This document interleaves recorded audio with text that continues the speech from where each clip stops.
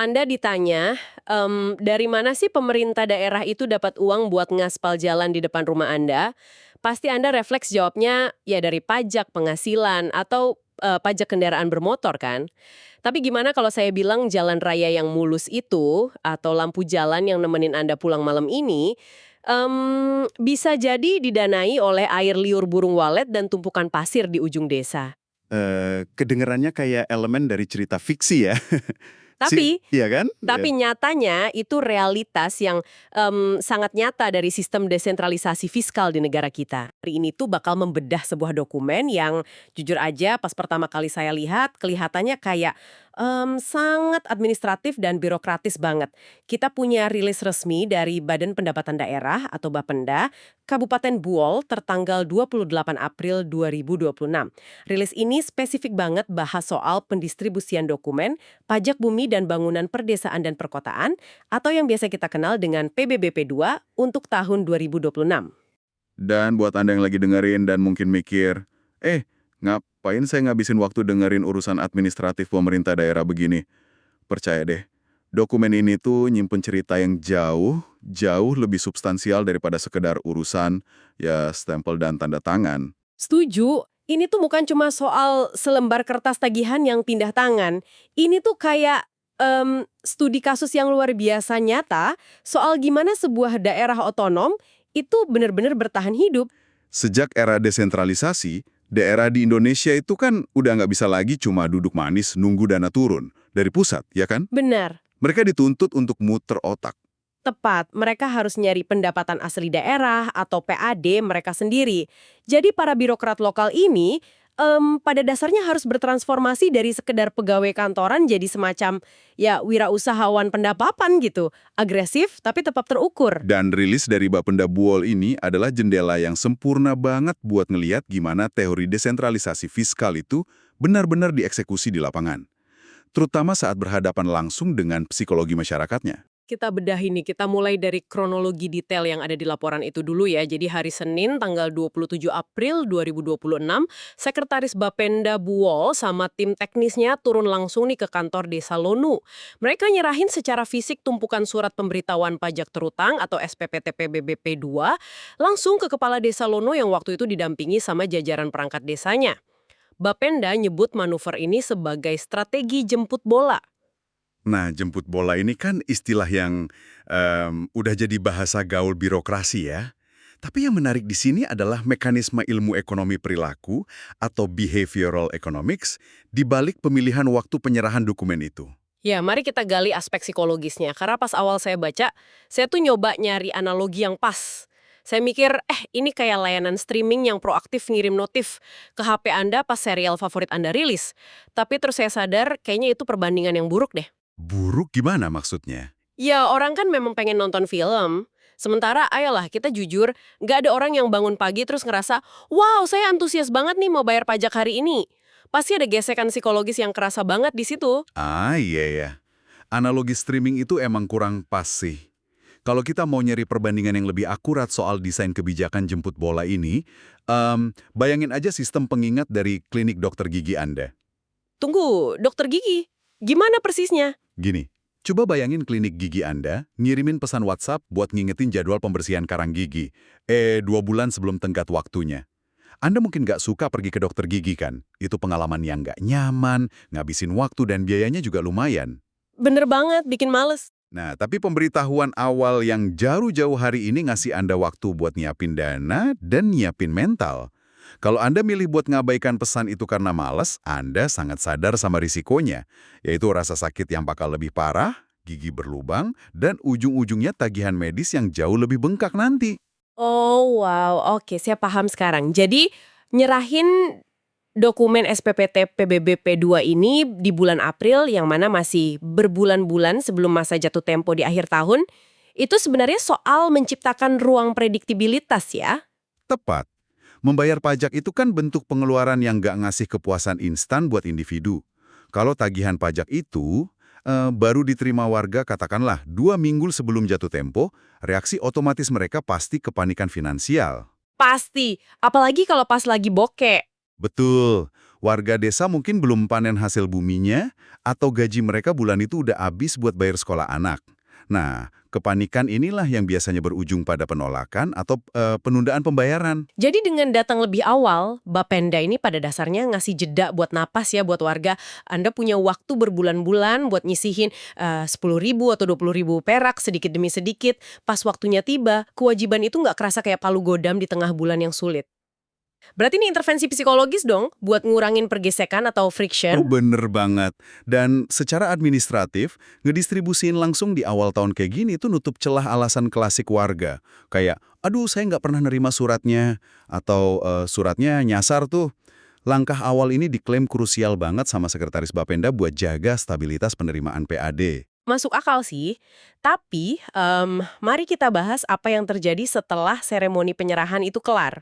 Setelah tim Bapenda senyum, salaman, terus pulang lagi ke kantor bupati yang AC-nya dingin, tumpukan dokumen itu kan tertinggal di atas meja kepala desa. Di sini nih saya mulai agak skeptis pas baca. Bukannya kebijakan ini secara efektif cuma ya mindahin beban kerja yang kotor ke pundak pemerintah desa? Beban yang kotor, maksudnya tugas nagih uang gitu? Tentu saja, kalau di atas kertas, sinergi antara kabupaten dan desa itu kedengarannya manis banget. Tapi realita di lapangannya kan, nagih uang dari tetangga sendiri itu super duper canggung. Kades itu kan dipilih secara politis ya sama warganya. Dia harus jaga keharmonisan tiap hari. Terus sekarang, dia harus ngetuk pintu warga dan bilang, Pak Budi, ini saya bawa tagihan pajak Anda. Saya jadi mikir, ini beneran buat memberdayakan Kades atau jangan-jangan Bapenda cuma cuci tangan dari proses penagihan yang rawan konflik? Skeptisisme Anda tajam banget dan valid. Itu emang salah satu kelemahan paling klasik sih dalam otonomi daerah. Pelimpahan wewenang tapi nggak dibarengi pelimpahan kapasitas, yang akhirnya malah bikin gesekan sosial. Tapi kalau kita baca laporannya lebih jeli, Kepala Desa Lonu ini justru nyambut baik koordinasi aktif ini loh. Masa sih? Kenapa dia mau nanggung beban itu? Alasan utamanya karena ada pergeseran fungsi. Di skema ini, aparat desa itu nggak dilihat sekedar sebagai agen penagih utang, tapi lebih sebagai komunikator kultural. Komunikator kultural. Tunggu, tolong jelasin mekanismenya. Gimana itu bekerja pas aparat desa ngadepin warga yang ngeyel nggak mau bayar? Gini, bayangin kalau yang turun nagih dari pintu ke pintu itu pegawai Bapenda dari kabupaten. Mereka kan orang luar. Resistensi warga otomatis bakal naik, karena secara sejarah, pajak itu sering dianggap kayak upeti yang dirampas sama penguasa yang jauh di sana. Iya, kayak orang asing datang minta duit. Betul. Sebaliknya, perangkat desa itu hidup dan napas di lingkungan yang sama bareng warganya. Pas mereka bagiin SPPT ini, mereka bawa fungsi edukasi yang sangat spesifik. Oh, jadi mereka nerjemahin pajak ini jadi sesuatu yang nggak terlalu abstrak ya? Tepat. Perangkat desa bisa langsung nunjuk ke proyek perbaikan saluran irigasi di ujung jalan atau aspal baru yang baru ditambal, terus bilang, Bapak Ibu lihat jalan itu? Uang Rp100.000 dari pajak bumi dan bangunan Anda, inilah yang mendanai aspal tersebut. Ah, narasinya beda. Karena yang nyampein pesan itu orang yang berbagi realitas hidup yang sama, narasinya emang berubah total. Ini bukan lagi uang yang hilang ke kas bupati, tapi lebih ke urunan komunal buat ngerawat kampung mereka sendiri. Membangun narasi, uang ini bakal balik ke Anda gitu kan. Keren sih. Tapi tetap aja, niat baik sama kemampuan komunikasi Kades aja tuh nggak cukup buat ngejamin uang negara aman. Saya yakin sistem kayak gini bisa runtuh dalam hitungan minggu kalau tata kelolanya amburadul. Dan disitulah letak detail paling penting di akhir laporan Bapenda yang mungkin kelewat kalau kita cuma baca sekilas. Kegiatan di Desa Lonu itu nggak cuma ditutup sama ramah tamah dan makan-makan. Di situ spesifik disebutin ada koordinasi teknis terkait mekanisme pelaporan hasil pungutan pajak agar berjalan transparan dan akuntabel. Oh iya ya, saya ingat bagian itu. Berarti Bapenda nggak cuma lempar kertas terus komat kamit berharap uangnya tiba-tiba muncul di rekening daerah ya? Sama sekali nggak. Koordinasi teknis ini berarti ada SOP yang sangat ketat yang diinstal di tingkat desa. Kalau kita pinjam istilah retail, Bapenda itu lagi ngebangun infrastruktur point of sale di kantor desa. Kalau warga bayar tunai ke petugas desa, gimana uang itu dicatat saat itu juga? Berapa hari batas maksimal sebelum uang fisiknya harus disetor ke bank daerah? Gimana kalau ada data luas tanah yang salah? Wah, lengkap ya. Jadi SOP inilah yang ngelindungin aparat desa dari tuduhan, ngantongin duit sama warganya sendiri, sekaligus mastiin target penerimaan Bapenda tetap aman dan terkontrol. Tepat. Tanpa sistem pelaporan yang akuntabel, kedekatan aparat desa malah berisiko jadi ajang negosiasi gelap yang bikin daerah rugi. Oke, kita udah ngebedah tuntas nih dinamika mikronya di Desa Lonu.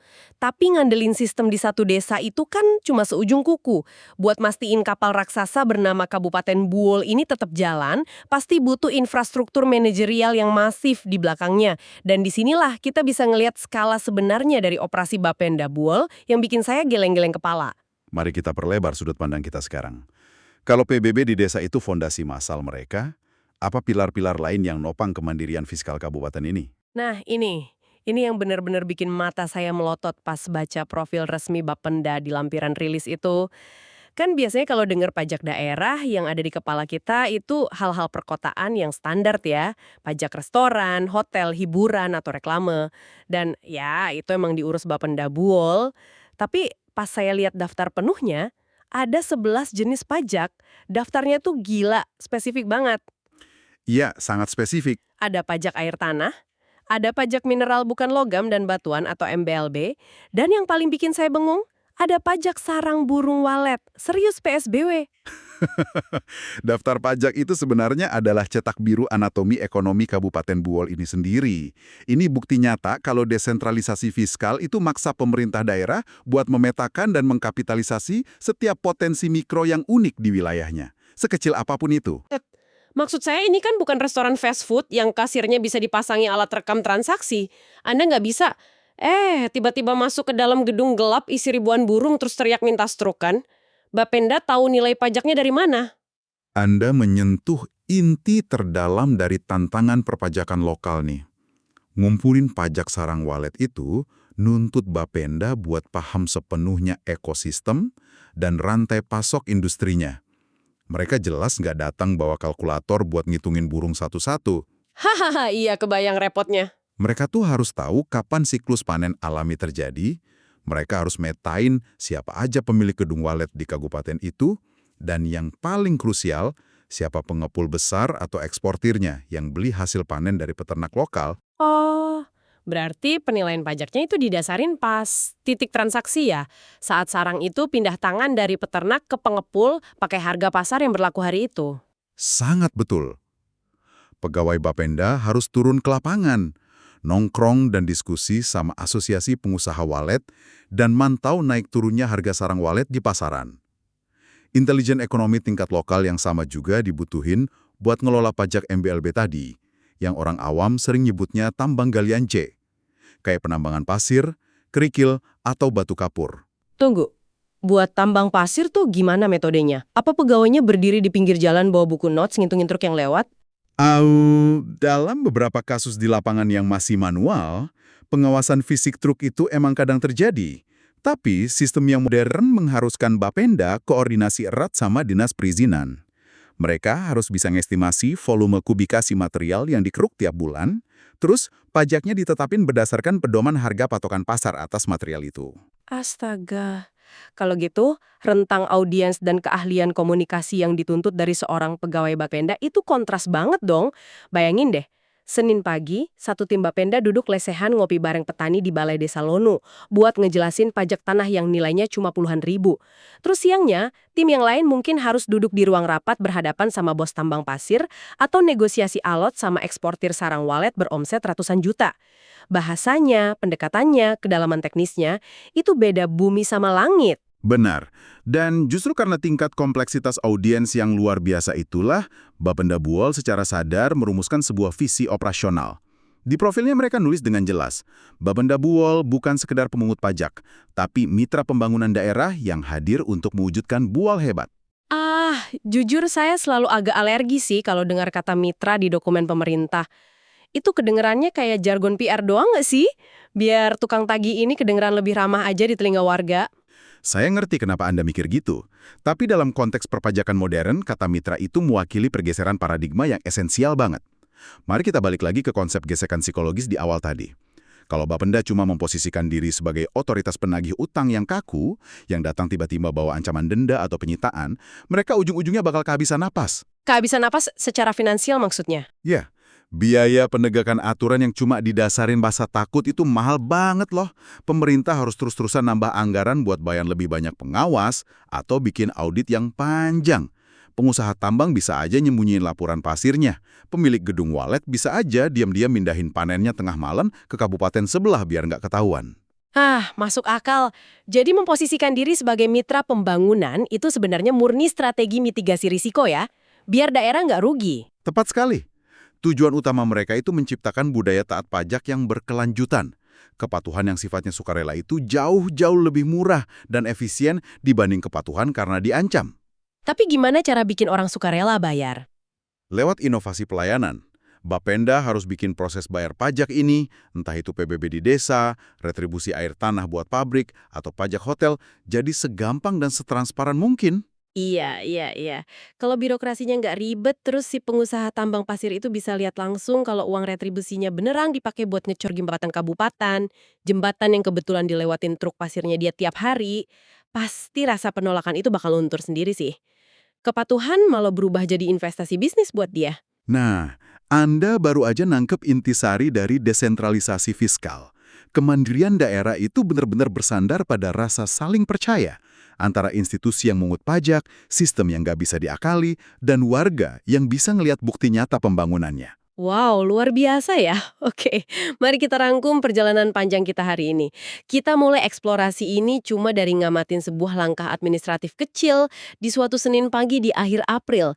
Tim Bapenda jalan ke kantor Desa Lonu bawa setumpuk kertas PBBP 2. Kalau dilihat sekilas, ya kayak rutinitas birokrasi biasa yang ngebosenin. Tapi setelah kita bedah jeroannya, kita sadar kalau langkah itu tuh sebuah intervensi ekonomi perilaku yang disengaja. Betul. Manuver jemput bola buat mangkas alasan lupa bayar, sekaligus ngasih ruang persiapan finansial buat wajib pajak. Dan yang keren, strateginya nggak pakai ancaman, tapi memberdayakan Kades sebagai penerjemah kultural buat ngeyakinin kalau angka di kertas itu bakal berubah jadi aspal di depan rumah mereka. Terus pas kita zoom out ke level makro, kita ngelihat gimana Bapenda harus memetakan setiap inci potensi ekonomi daerahnya, mulai dari pasir di bawah tanah sampai liur walet di atas plafon. Menavigasi ekosistem yang seribet ini emang ngebuktiin sih. Kemandirian fiskal itu nggak bisa diraih lewat arogansi kekuasaan, tapi butuh kolaborasi cerdas. Benar, pada akhirnya otonomi daerah itu bukan cek kosong dari pemerintah pusat yang jatuh dari langit, tapi diukir lewat negosiasi sama warga, edukasi yang nggak ada habisnya, dan disiplin pencatatan keuangan. Dan buat Anda yang masih dengerin kita sampai detik ini, dimanapun Anda berada, diskusi ini bawa kita ke satu pemikiran yang mungkin bisa Anda bawa pulang. Coba deh ngeliat gimana Bapenda Buol harus jeling identifikasi 11 jenis pajak yang super unik buat ngedanain wilayahnya. Besok atau hari ini, coba Anda perhatiin sekeliling kota tempat Anda tinggal. Emangnya apa yang harus kita cari nih? Perhatiin aja roda-roda ekonomi yang berputar dalam senyap. Pas Anda ngedongak ngeliat papan reklame gede di lampu merah, pas Anda mampir beli es kopi di kafe lokal, atau bahkan pas ngeliat truk pasir lewat pelan di jalan tol. Sadarilah, kalau Anda itu lagi ngeliat instrumen pembangunan yang lagi bekerja secara real time. Oh wow. Pertanyaannya, berapa banyak dari aktivitas harian yang sering kita cuekin ini, yang diam-diam, sebenarnya adalah bahan bakar utama yang mastiin lampu jalan di atas kepala Anda tetap nyala nanti malam? Kita semua, sadar atau enggak, adalah benang yang saling ngikat di satu ekosistem gotong royong raksasa, yang ironisnya sering cuma kita panggil dengan nama birokrasi. Wah, itu perspektif penutup yang bikin merinding sih. Bikin kita nggak bakal ngelihat selembar kertas tagihan pajak dengan cara yang sama lagi. Kertas itu bukan ancaman buat dompet kita, tapi kayak cetak biru dari peradaban yang lagi dibangun di sekitar kita. Terima kasih banyak untuk Anda yang udah meluangkan waktu buat gabung di diskusi kita, membongkar asumsi, dan ngintip langsung ke ruang mesin pemerintahan lokal kita. Tetaplah kritis, perhatikan sekeliling Anda, dan sampai jumpa di eksplorasi kita selanjutnya.